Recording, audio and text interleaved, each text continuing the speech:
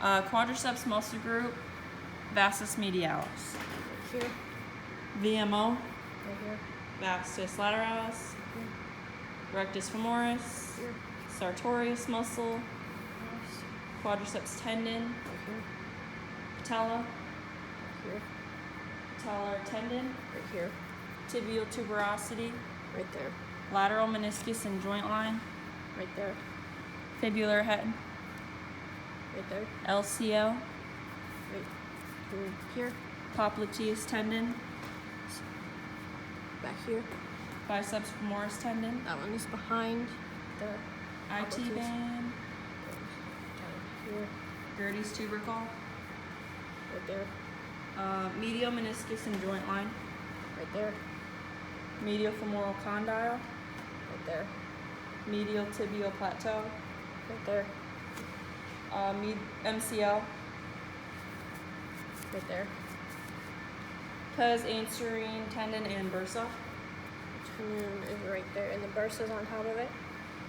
semitendinosus tendon, Back here. gracilis muscle,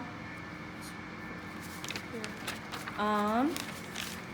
hamstring muscle group, biceps femoris, The most lateral one.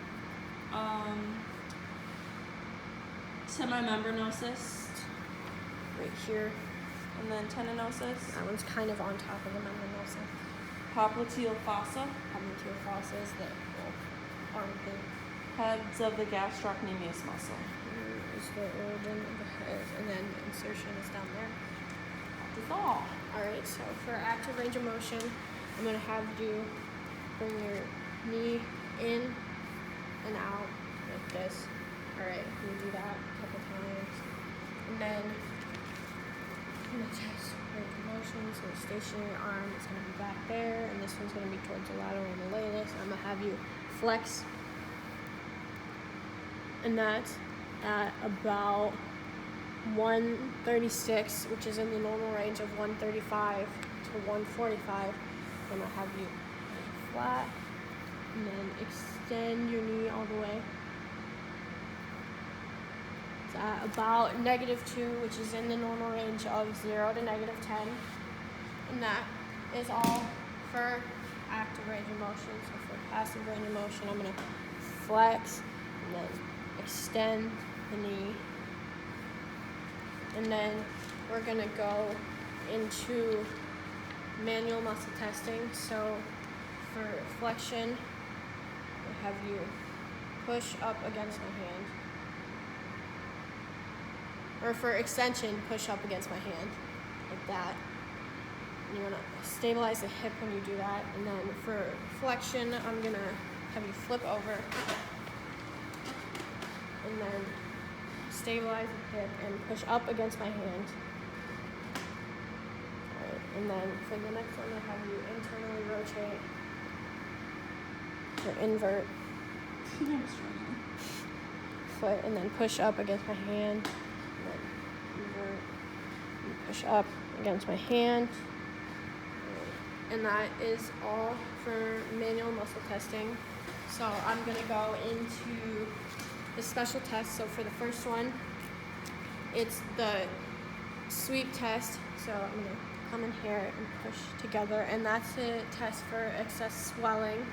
And then I'm going to do the ballotable patella, and that's push down, and that test is for excess fluid around the joint.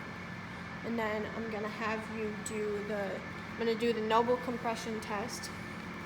So I'm going to grasp the IT band, and then I'm gonna grab a foot and I'm gonna apply pressure to the IT band while flexing the knee with the internal rotation on the tibia, like that. All right, and then the next one I'm gonna do is the Godfrey's 90-90. So I'm gonna put you like this, and then you wanna check and see if there's a sag in the Noble's compression test. If it's positive, it's indicative of IT band friction syndrome. And then Godfrey's 90-90. If there's a sag, it's a positive test for a sprain of the PCL. The next one I'm going to do is the posterior jaw test. So I'm gonna sit on your foot and I'm gonna push down. And if that test is positive, it's a sprain or a complete tear of the PCL. And then I'm gonna do the anterior jaw test. So I'm gonna pull. In that test, if it's positive, it's a sprain or complete tear of the ACL. And then the next test I'm gonna do is a Lockman's test. I'm gonna put my knee under her leg. I'm gonna stabilize with this hand.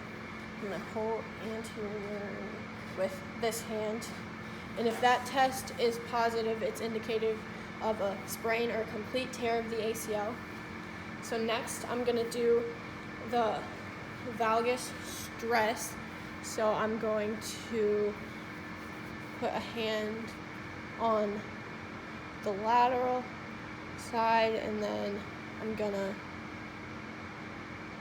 hold this tibia, and I'm gonna apply pressure laterally and pull laterally. And if that test is positive, it's indicative of an MCL sprain. And then a varus stress, I'm gonna apply pressure medially and hold the foot. I'm gonna pull medially, and that if this test is positive, it'd be indicative of a LCL sprain. So the next test I'm gonna do is a lateral pivot shift maneuver.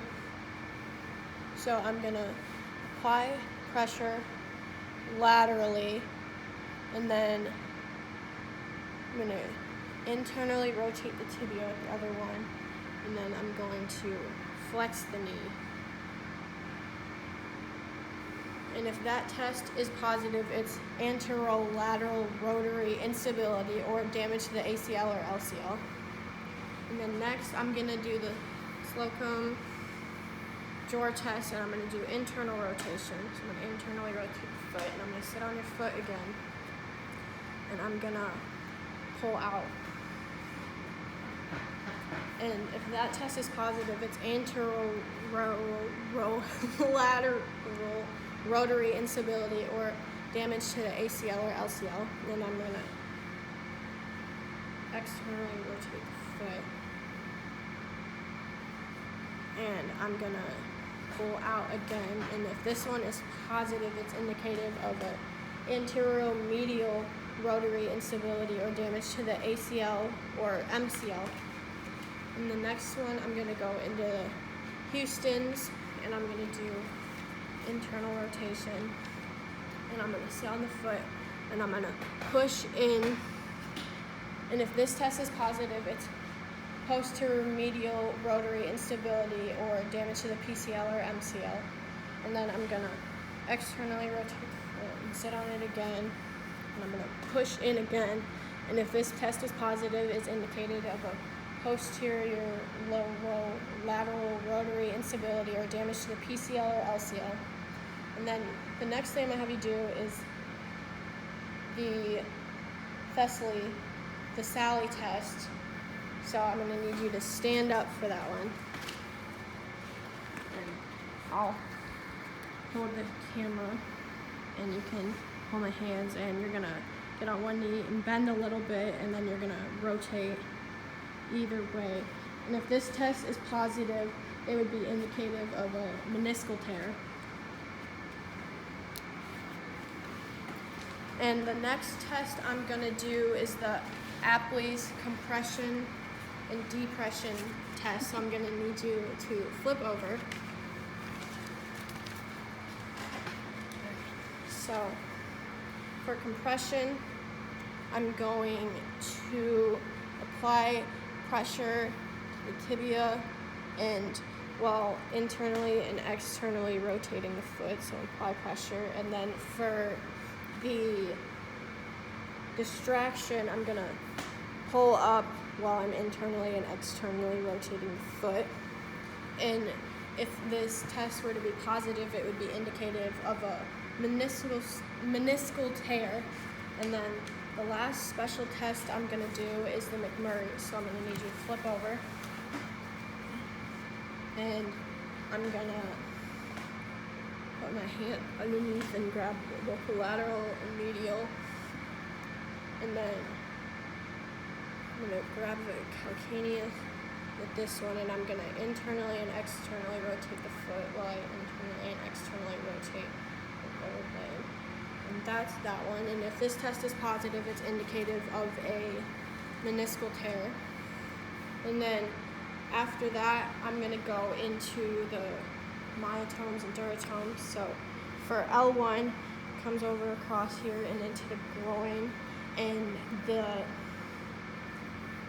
myotome for that would be hip flexion, and then L2 comes from the IS and goes to mid-thigh, and the myotome for that is his hip flexion, and then L3 comes across and comes over to the gastrocnemius, and the test for that is hip extension, I think, yeah, hip extension or knee extension. I think it's hold on, oh, never mind. No, it's knee extension. And then for L4, it comes across from the lateral thigh and connects over here at the first metatarsal. And the myotome for that is ankle dorsiflexion. And then for L5, it comes across the lateral thigh over the patella and connects between the first and second metatarsal. And the myotome for that is great toe extension. And then for S2, it comes down the lateral thigh, past the gastroc, over to the fifth. And the test for that is ankle plantar flexion. And then for S2, it comes down, across, through the gastroc, through the Achilles, and towards the calcaneus. And the test, the myotome for that would be knee flexion. And then for the duratomes for these, you would have them do a sharpen the dull test and have them tell you which one is sharp and which one is dull. And for all of this, I forgot to mention, for everything you do, you're gonna wanna make sure they do it bilaterally. Okay, and then we'll do reflexes. So L1 doesn't have a reflex test, but L2, L3, L4, and L5 are the patellar tendon reflex. So there's that one, and then S1 and S2 are the Achilles. So I'm gonna come down here.